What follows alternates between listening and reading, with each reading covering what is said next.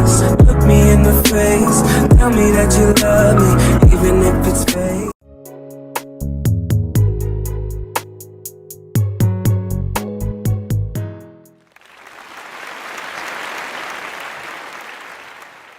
Thank you so much आप लोगों को कि इतनी देर किसी को बैठ के सुनना सबसे बड़ी बात ये होती है, क्योंकि जब वहाँ पे हम बैठ के किसी को सुनते हैं तो उतना पेशेंस रखना पड़ता है, ये मुझे लगता है।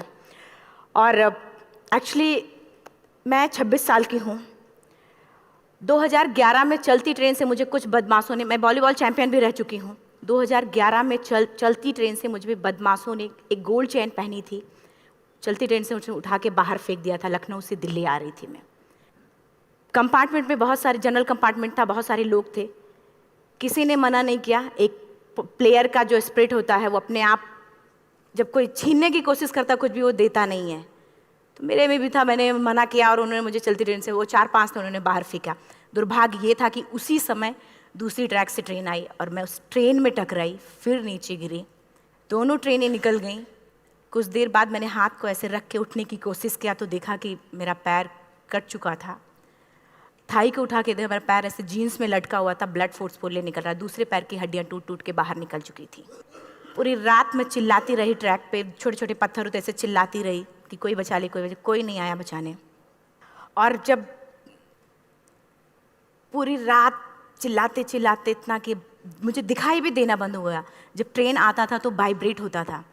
इतना ही नहीं, फ्री का इनविटेशन भी लोगों को मिल गया था, कुछ लोगों को। ट्रैक पे आपने ट्रेन की ट्रैक पे छोटे छोटे चूहे देखे होंगे, मेरे कटे हुए पैर पे आग के मेरे पैर कुतर रहे थे। मैं ब्रेन कॉन्शियस मेरा पूरा काम कर रहा था मेरे, लेकिन बॉडी में कोई भी मूवमेंट नहीं था। पूरे पल में वही चीज़ें सोच कि कैसे मैं अपने आप को कैसे बचा पाऊँ। लेकिन करीब पूरी रात ऐसे बीता। सुबह गांव वालों ने मुझे बरेली डिस्ट्रिक्ट हॉस्पिटल यूपी में है, वहाँ पे हुआ था ये।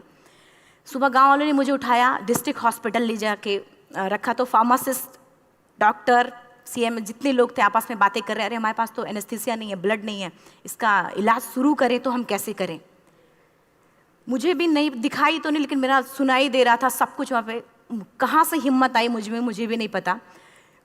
मैंने बोला वहाँ पे कि सर जब मेरा पूरा पैर कटा, तब मैंने इतनी देर रेलवे ट्रैक पे थी, मैं उस चीज़ को बर्दाश्त किया, तो अभी तो आप मेरे अच्छे के लिए मेरे पैर काटेंगे। शायद आपको यकीन नहीं होगा, या फिर कभी आप लोगों ने ये चीज़ नहीं देखी, कोई डॉक्टर या फार्मासिस्ट अपना ब्लड दे के किसी पेशेंट को बचाया। मेरी इस बात को सुनने के बाद वहाँ के डॉक्टर और फार्मासिस्ट दोनों ने एक एक यूनिट ब्लड दिया और मेरे पैर को बिना एनेस्थीसिया अलग कर दिया गया। आज भी मैं उस दर्द को महसूस करती हूँ। जब भी मैं जब बोलती हूँ तब मैं वो चीज़ें महसूस करती हूँ। उसके बाद जब बात मीडिया में आई, लोगों को पता चला कि रिमा नेशनल प्लेयर है, KGMC king George medical college Lucknow में एडमिट करा, लखनऊ से फिर sport minister, AIIMS trauma centre Delhi. तब तक सब ठीक ठाक चल रहा था, प्लेयर होने की वजह से अच्छा ट्रीटमेंट मिलना शुरू हुआ। करीब 4 महीने मैं एम्स में रही। एम्स में रहने के बाद जब मैं थोड़ा ठीक हुई, करीब 25 दिन बाद जब ठीक हुई, न्यूज़पेपर में गोल गोल लिख के आ रहे कि अरुणिमा के पास टिकट नहीं था, अरुणिमा ट्रेन से कूद गई। उसका खंडन किया घर वालों ने, फिर बोला कि अरुणिमा सुसाइड करने गई थी। जिस लड़की का शरीर का एक अंग कट चुका, पूरी जिंदगी का पता नहीं कि व्हील चेयर है, बैसाखी या पता, यहाँ तक कि मेरे स्पाइन में 3 फ्रैक्चर था, मुझे ये भी नहीं पता था कि मैं बेड से उठ भी पाऊंगी कि नहीं। अंदाजा लगाया जा सकता, सिर्फ अंदाजा लगाया जा सकता है कि उसकी दिलो दिमाग पे क्या चल रहा होगा, उस परिवार की क्या स्थिति रही होगी जब जिस परिवार की एक यंग एज लड़की का इस तरीके का सिचुएशन हुआ हो। फिर भी कहते हैं कि जहाँ चाह होती वहाँ राह मिली जाती है। एम्स के हॉस्पिटल के बेड पे मैंने डिसाइड किया, क्योंकि अपनी बातें हम चिल्ला चिल्ला के करें, वो सिस्टम की इतनी हाई लेवल की बातें हो रही थी कि हम एक मध्यम वर्गीय फैमिली से थे, हम अपनी बातें चिल्ला चिल्ला के कह रहे थे, लेकिन कोई नहीं सुन रहा था। लेकिन कहते हैं मैंने अपने दिल दिमाग अंतरात्मा से ये चीज़ सोच लिया कि ठीक है, आज आपका दिन है, जितना चाहो बोल लो, एक दिन तो मेरा दिन आने वाला, मैं प्रूफ कर दूंगी कि मैं क्या हूँ, मैं क्या थी, ये मैं प्रूफ कर दूंगी। हॉस्पिटल के बेड पे डिसाइड किया वॉलीबॉल नहीं, लाइफ का सबसे टफ गेम करना है, तब मैंने माउंटेनिंग चुना। जब मैंने माउंटेनिंग कहने और करने में बहुत फ़र्क होता है। जब मैंने माउंटेनिंग की बात सोची और लोगों के सामने, सबसे बड़ी चीज़ थी सही गाइडेंस में ट्रेनिंग लेना, दूसरा स्पॉन्सरशिप। इतना बड़ा एक साथ तो मैंने 40 से 50 लाख मैंने वाकई में कभी नहीं देखे थे पहले। मेरे लिए बहुत बड़ी चीज़ थी वो इकट्ठा कर पाना। जब मैंने लोगों के सामने रखा कि मैं माउंटेनिंग करना चाहती हूँ, एवरेस्ट के लिए मुझे ट्राई करना है, हर किसी ने मुझे बोला कि क्या है, पागल हो चुकी हो क्या, तुम्हारा दिमाग खराब हो चुका, तुम कभी नहीं कर सकती माउंटेनिंग। एक पैर आर्टिफिशियल है, दूसरे में रॉड है, और तुम्हारा दिमाग खराब है, स्पाइन में भी फ्रैक्चर है, तुम पागल होगे, चुपचाप कोई नौकरी करो, जीवन यापन करो। क्योंकि लोगों का सबसे बड़ा प्रॉब्लम ये होता, लोग फिजिकल देखते, पैरों को मेरी अंतरात्मा में क्या चल रहा था वो तो किसी को पता ही नहीं था। मुझे लगता है कि आज यहाँ पे मैं भी सुबह से देख रही हूँ, इतने अच्छी अच्छी चीज़ें मैंने सीखी यहाँ पे। बहुत बड़े बड़े स्पीकर को शायद आप लोगों ने भी सुना, आज मैं भी आपको यहाँ पे कि चाहे जितना मोटिवेट करूँ, चाहे जितना चीज़ें मैं बताऊँ, लेकिन मुझे लगता है सबसे बड़ा मोटिवेटर कौन होता, आप खुद। जिस दिन किसी भी लक्ष्य के प्रति आपकी अंतरात्मा जाग गई, आपको कोई नहीं रोक सकता उस लक्ष्य को पाने में। ये मैं किताब से बातें नहीं बोल रही हूँ, ये मैं एक एक पल मैंने ये मैं कोई भी किताब की बातें नहीं, एक एक पल आज जो मेरा 26 साल का एक्सपीरियंस है वो मैं बता रही हूँ सिर्फ आपको। उसके बाद किसी तरीके से मैनेज किया मैंने। भाई साहब, मेरा परिवार मेरा बैकबोन था। परिवार ने मुझे, भाई साहब ने मुझे कहा कि मैडम बछेंद्री पाल जिन्होंने 1984 में एवरेस्ट समिट किया, उनसे मिलते हैं, वो जरूर कुछ ना कुछ करेंगे। हॉस्पिटल से निकलने के बाद मेरे राइट लेग में स्टिचेस लगी थी। मैंने डायरेक्टली घर जाने की बजाय, जब लोग ये सोचते हैं कि मुझे अपना जीवन यापन कैसे करना है, जब लोग ये सोचते हैं कि मुझे अपनी ज़िंदगी के, मेरे दिमाग में सिर्फ 2 चीज़ें चल रही थी, मुझे इनका जवाब कैसे देना है और एवरेस्ट समिट कैसे करना है।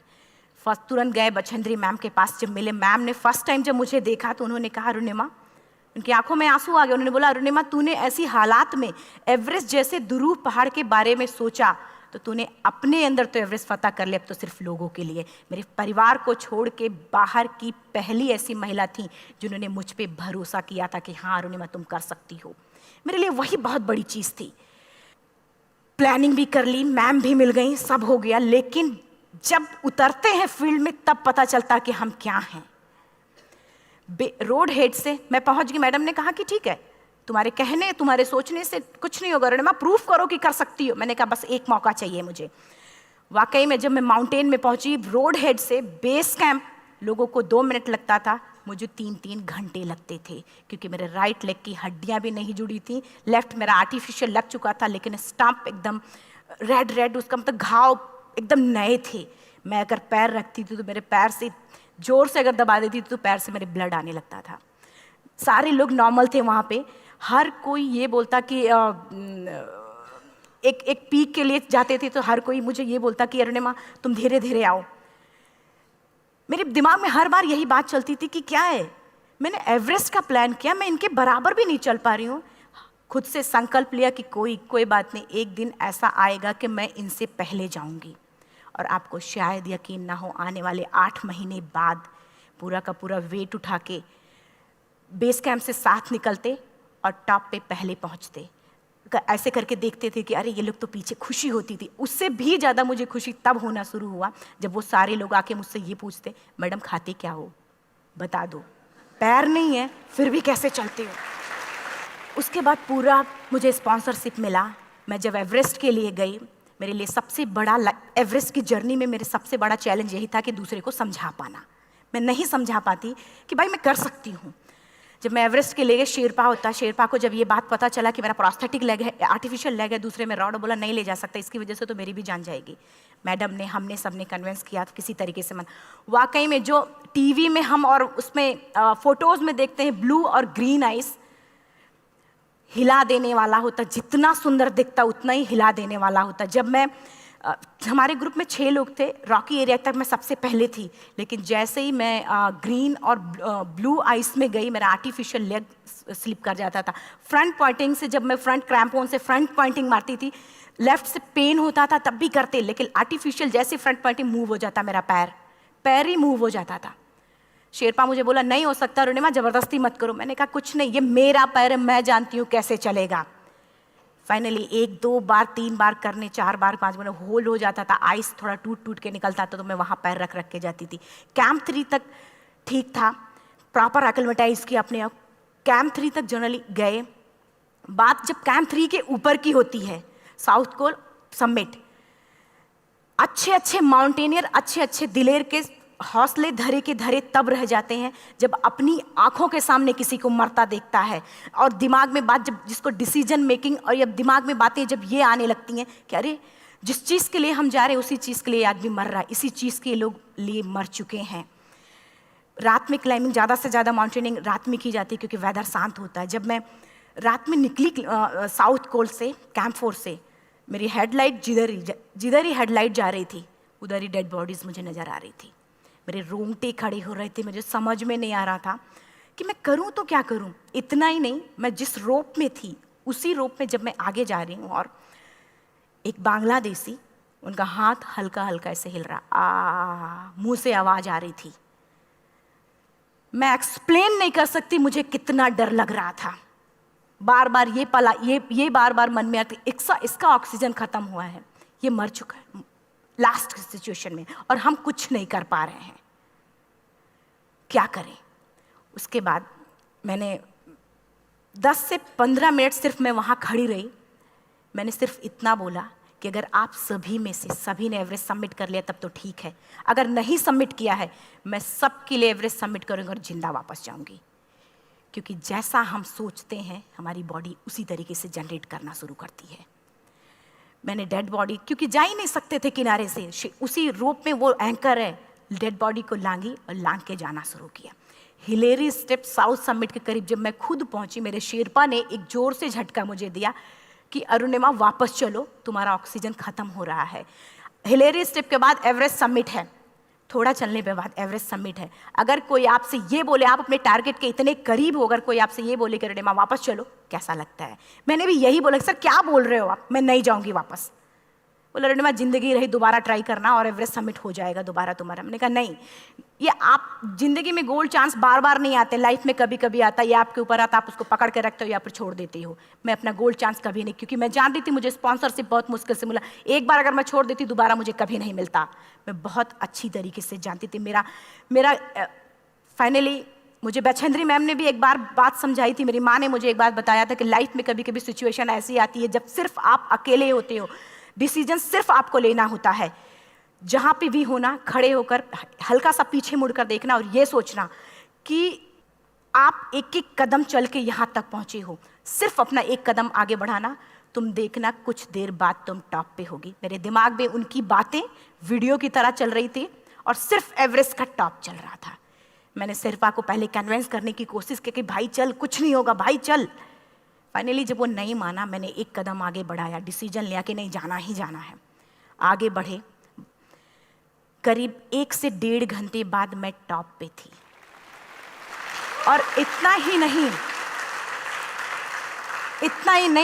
आज भी मैं जितनी बार बोलती हूँ उतनी बार मैं महसूस करती हूँ, मेरे रोंगटे खड़े हो जाते हैं, मेरा दोनों हाथ ऊपर करके जोर जोर चिल्लाने का मन कर रहा, कितनी जोर से चिल्लाऊं कि सबको बता दूं कि आज मैं टॉप ऑफ द वर्ल्ड पे हूं। उन लोगों को बता दूं जो लोग ये सोचते हैं, लड़की, दूसरे विकलांग, तीसरे मिडिल क्लास में, जो लोग एक बार हार के फिर दोबारा लड़ना नहीं चाहते, जो लोग हारने के बाद सोचते हैं कि हम दोबारा कुछ कर नहीं सकते, उन लोगों को मैं चिल्ला चिल्ला के टॉप से बताना चाहती थी कि नहीं, आप सब कुछ कर सकते हो। सिर्फ एक सोच की विकलांगता, हैंडीकैप आदमी यहाँ से होता है, यहाँ से नहीं। अगर यहाँ से जो आदमी विकलांग है तो नॉर्मल आदमी भी विकलांग है, जो अगर यहाँ से विकलांग है। चिल्ला चिल्ला के मैं बताना चाहती थी। मैंने शेरपा से कहा कि आप एक फ़ोटो खींच लो, क्योंकि सारे लोग फ़ोटो, अपना नेशनल फ्लैग का जो वैल्यू होती है ना, वो जो हम कहीं बाहर होते हैं तो पता चलता है। मुझे भी बहुत खुशी हो रही थी, फ्लैग को हग किया और बोला फ़ोटो खींचो। बोला पागल हो गई है, तेरा ऑक्सीजन कभी भी ख़त्म हो जाएगा, नीचे चल। नहीं, फ़ोटो खींच लो। फ़ोटो खींचा उसने। वो तो अगली बार इतना तेज गुस्सा हुआ, मैंने उसको बोला कि भाई वीडियो भी बना ले। 8848 की हाइट पे ऑक्सीजन खत्म हो रहा है। आज हम भी हंस रहे हैं आप लोगों के साथ, क्योंकि यहाँ पूरा ऑक्सीजन है। और 8848 की हाइट पे जब मुझे शेरपा, कोई भी शेरपा को बोलेगा भाई वीडियो बना, तो परेशान हो जाएगा, पागल हो चुकी क्या, तुम मर जा, यहाँ मैं जा रहा हूँ नीचे। मैंने कहा नहीं, कुछ नहीं होगा, आप बनाओ वीडियो। किसी तरीके से मैं 4-5 पेयर बैटरी रख के लेके गई कि डिस्पोजल कैमरा, एक अलग कैमरा की, मतलब एक नहीं काम करेगा तो दूसरा करेगा, प्रॉपर प्लानिंग से। शायद आप लोग भी सोचो कि वाकई में लड़की को इतना बड़ा रिस्क लेने की क्या ज़रूरत थी, कि ज़िंदगी कभी भी जा सकती थी इसकी। लेकिन मैंने वो रिस्क लिया क्यों? क्योंकि मैं चाहती थी, कहीं ना कहीं से मेरे भी दिमाग में ये बात आ चुका था कि मैं जिंदा वापस ना जाऊं।